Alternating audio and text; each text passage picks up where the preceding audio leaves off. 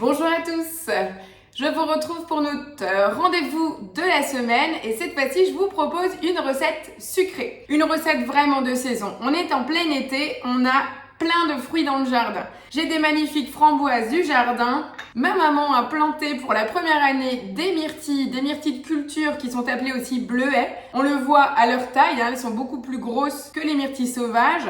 Elles n'ont pas le même goût aussi prononcé, par contre c'est toujours un délice. Et on a encore les dernières cerises, et là je remercie une cliente, Jacqueline, qui m'a offert ces belles cerises noires et juteuses. Donc j'ai vraiment eu envie de les mettre en valeur.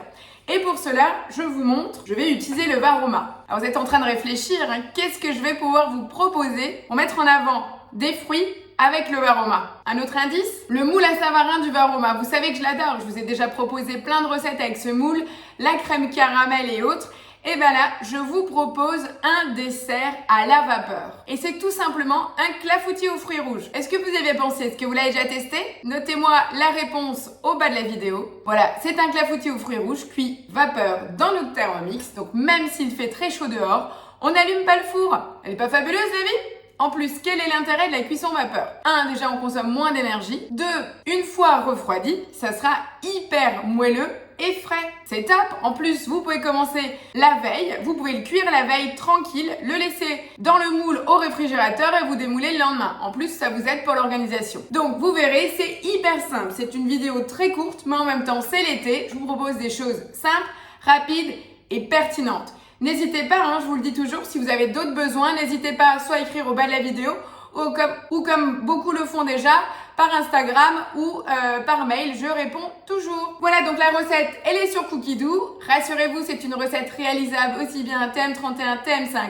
ou TM6, pas de jaloux cette fois. Donc c'est le clafoutis vapeur aux fruits rouges. Voilà, c'est parti. Donc on nous demande de beurrer le moule, donc à vous de voir ce que vous utilisez comme moule. Si vous n'avez pas le moule Savarin, no panique, vous pouvez le faire avec un autre moule à gâteau. Donc je viens mettre 50 g de sucre, 100 g de farine, un demi-sachet de levure chimique, 50 g de beurre, 50 g d'huile. Pour finir, 3 œufs entiers. Donc toujours la même astuce, je viens casser et je verse dans mon gobelet doseur pour pouvoir vérifier la qualité de l'œuf. Vérifier également qu'il n'y ait pas de coquille. Je vais venir mélanger le tout 20 secondes à la vitesse 4. Voilà, pendant ce temps-là, j'ai commencé l'épluchage de la pomme, puisque en plus des fruits rouges, on nous demande de rajouter une pomme dans le clafoutis. Donc j'ai commencé à l'éplucher. Voilà, donc là justement, on me demande de rajouter 150 g de pommes coupées en petits morceaux. Donc vous avez vu, je m'embête pas trop de mes quartiers, je vais venir les trancher finement. Et ben c'était pas fait exprès, mais elle fait pile poil 150 g. Allez, c'est parti, on rajoute. Voilà, donc après avoir ajouté les deux variétés de pommes différentes, donc une plus pour l'acidité, l'autre plus pour le côté fruité, et je vais venir mélanger 20 secondes à la vitesse 3. Donc là, je vais rajouter 50 g de framboises, 57, elles sont trop grosses, elles étaient trop généreuses. 50 g de myrtilles, donc moi j'ai pas de groseilles, je mets des cerises à la place. Regardez-moi ces belles couleurs. Et là, tout simplement, on nous demande de mélanger à la spatule, ce qui est logique pour ne pas abîmer. Et je vais venir verser dans le moule à Savarin. Donc là, on vérifie, transvaser dans le moule, tout est bien noté. Forcément, c'est la suite logique. Voilà, je viens de transvaser le tout dans mon moule. Tout est prêt dans mon moule. Je trouve que c'est pas assez généreux en fruits, donc je vais venir ajouter encore les cerises que j'avais dénoyautées tout simplement, parce que pour pas les perdre. Et ça donnera juste plus de couleur et plus de fruité. Voilà.